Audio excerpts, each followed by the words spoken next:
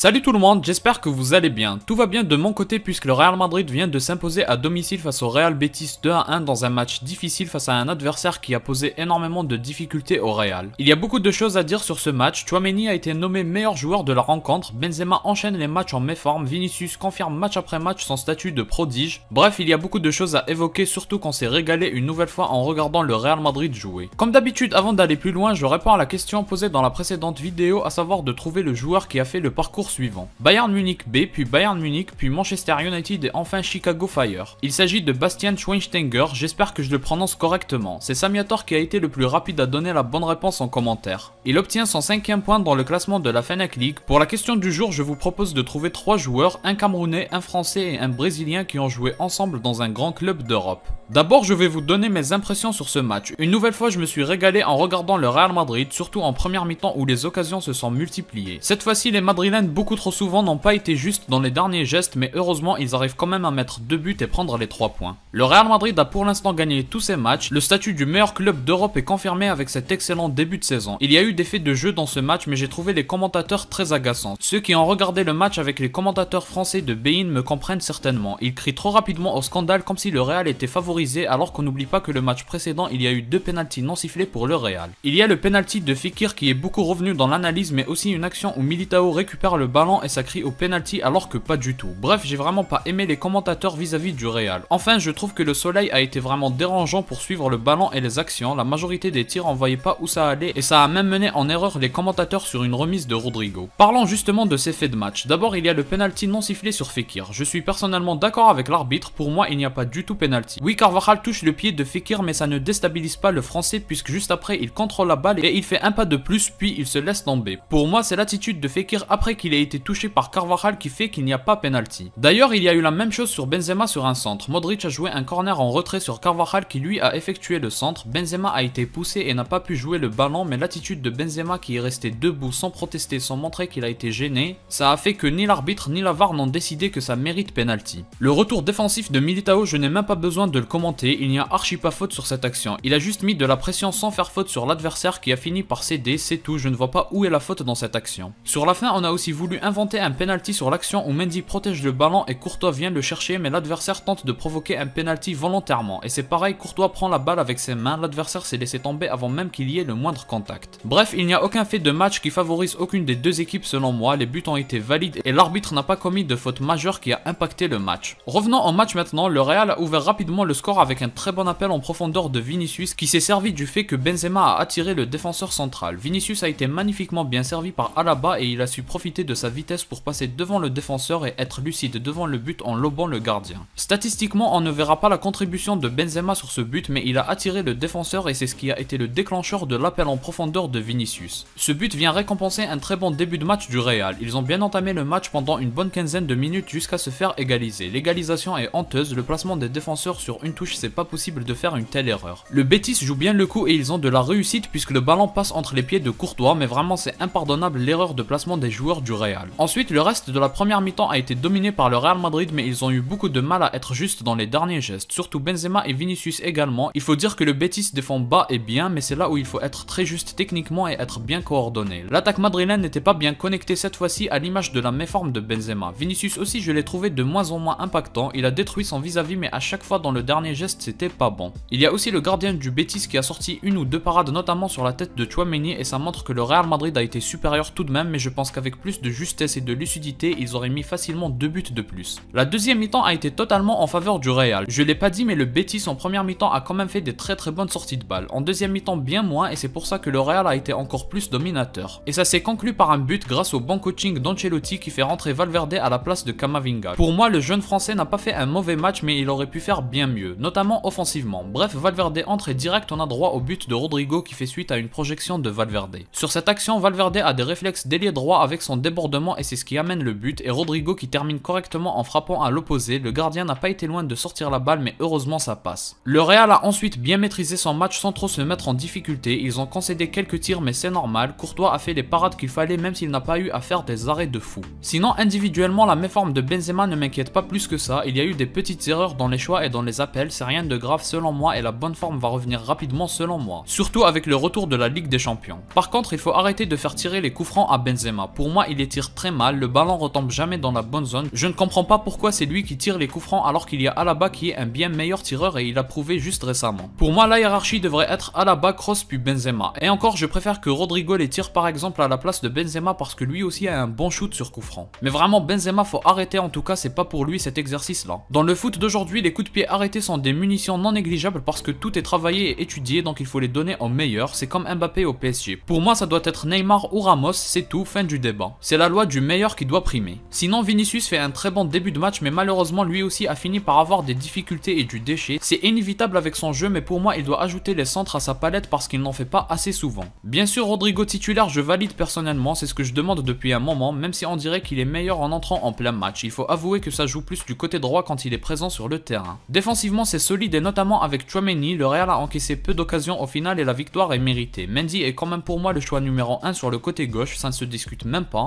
Carvajal fait son match, franchement tous ont été bons, il fallait juste être efficace et ils ont réussi à l'être. Voilà pour le débrief de ce match. Si vous avez aimé, laissez un like, commentez, partagez et abonnez-vous pour me soutenir. Moi je vous dis à la prochaine, portez-vous bien.